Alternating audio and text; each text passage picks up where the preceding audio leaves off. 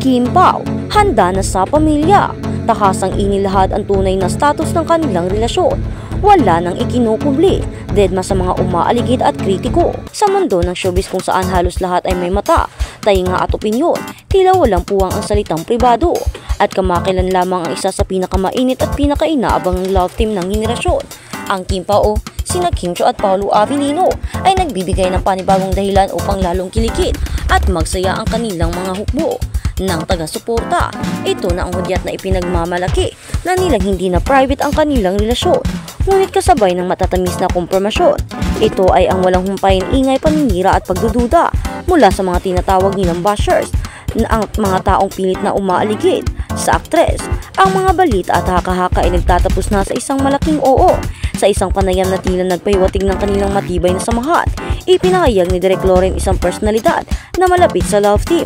Ang kanilang formal na pagbubunyag matagal nang hinihintay ng mga tagahanga ang sandaling ito, ang makita silang maging tapat sa isa't isa, hindi lamang sa harap ng kamera, kundi pati na rin sa mata ng publiko. Ang pagiging public ng Kim Pao ay hindi lamang isang simpleng kompromisyon. Ito ay isang malaking hakbang na nagpapatunay sa lalim at sinseridad ng kanilang nararamdaman. Ang pag-ibig na ito ay hindi matatawaran pa, lalo na't kumakalat ang chika na handa na rin daw silang bumuo ng sarili nilang pamilya. Isang napakatamis at napakalaking balita. Ito para sa mga sumuporta na matagal nang makikita ang kanilang chemistry at compatibility. Para sa mga fans, ang ideya ng isang Kim Pao family ay tila isang fairy tale na magiging totoo. Sinasabing matagal na nilang pinag-uusapan ang kanilang kinabukasan, ang mga pangarap na bahay at ang tunay na kahulugan ng forever na magkasama.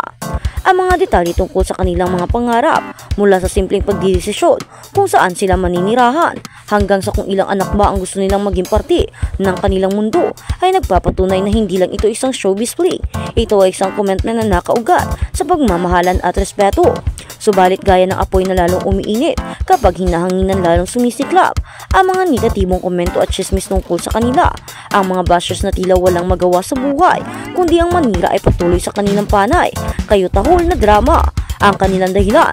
Sinasabi ng ilan na ang nangyayari sa Kim Pao ay fan-miss lang daw o pawang embento at panggugulo o pampagulo lamang.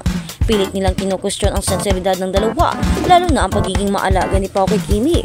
Para sa mga critics, ang bawat kilos ni Paolo, ang bawat pag-aalaga nito ay may malalim na motibo. Ano ba ang nakukuha ninyo sa mga pinagsasabi sa social media? Lahat na lang may say, hindi na uubusan ng ibabato. Isang malaking issue ang pinagtutuunan ng pansin ang mga bashers, ang mga taong pilit na umaaligid kay Kimi. May mga nagpapakalat ng chismis na may iba pa raw na nanligaw sa aktres at tila walang Paolo Avellino sa buhay niya. Nakakaloka ang kawalan ng respeto sa relasyon ng dalawa. Ngunit ang Kim Pao sa tulong ng kanilang matatalinong supporters ay nananatiling dedma at hindi na nagpapatinag pa. Sa gitna ng ingay, mas pinipili nilang ipamuhay ang kanilang pag-ibig ng tahimik at totoo.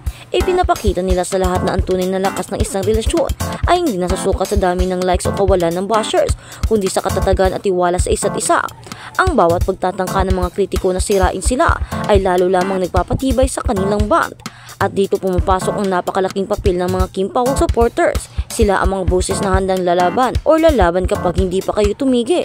Ang kanilang depensa ay matapang, puno ng paninindigan at kadalasang may mas malalim pa sa komento ng mga kritiko. Isang netizens ang bumanat, panay kayo tahol, yung buhay ninyo, ang pakialaman o tutupagin ninyo. Hindi maikakaila na ang suporta nila ay isa sa mga haligi na nagpapanatili sa love team na ito na maging relevant at tinitingala at totoo naman, diba? Dapat buhay nila ang atupagin, hindi ang buhay ng Kim Pao o ang love team ng Kim Pao. Kung hindi naman sila fans ay manahimik na lang.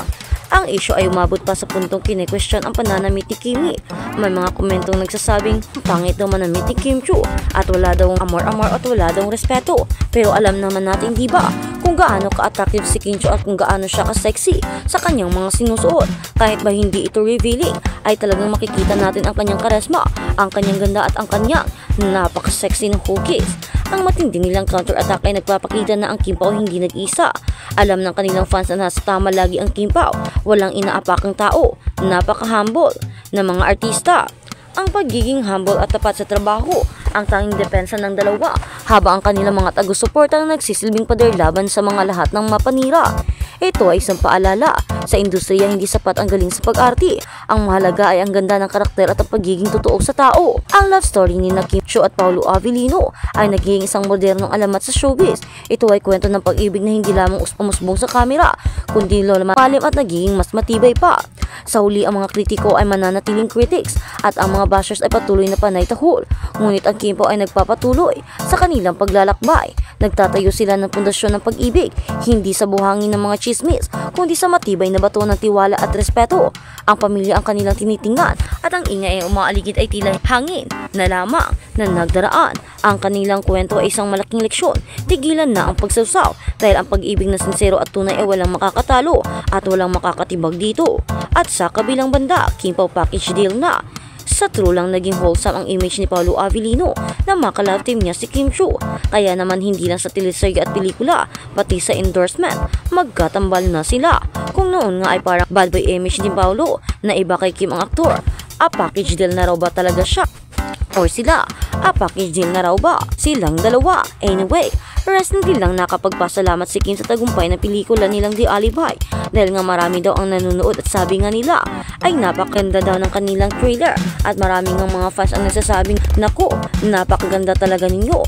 Ayon nga sa comment ng kanilang mga fans, A-star Sina, to the amazing people behind the scenes, promo team, creative works, director, writers, napakaganda.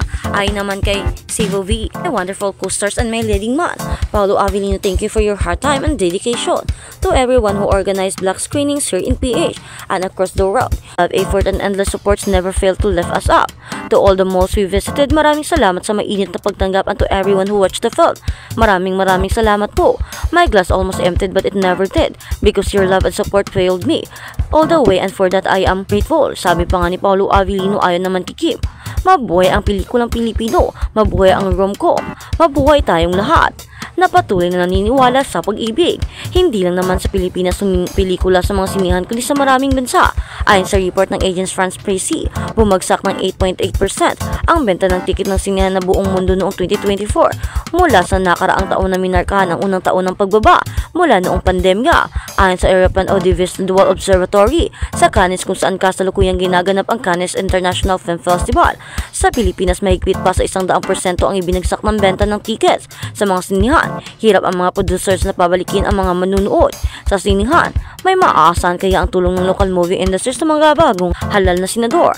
At ayun na nga sa balita, diba? Marami ang nagpapasalamat sa Paolo Team dahil sa kanilang pelikula unti-unting bumabalik ang kanilang benta at unti-unti na ring sumisikat at nakakabawi ang mga sinihan dito sa Pilipinas. At totoo naman dahil ang karisma ng Kim Pao, ang kanilang mga teleserye, pelikula at mga movies ay talaga namang patok lahat at talaga namang sinusundan ng masa.